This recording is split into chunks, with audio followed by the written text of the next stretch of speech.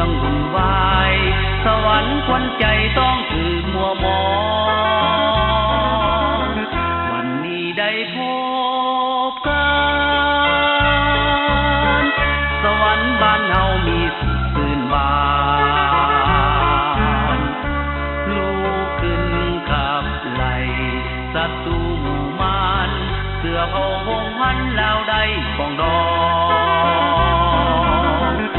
สวรรค์นาเขตอาณา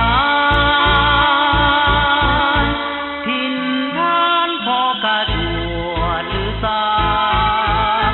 ฝูงมารแข็งคมสวรรค์สู่ทนเลื่อยมารักษาเนื้อขั้วสีว่า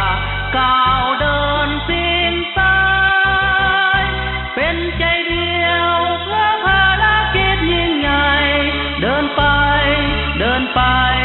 ก็ผู้เอาเอกราชบ้านเฮาจังเมืองใส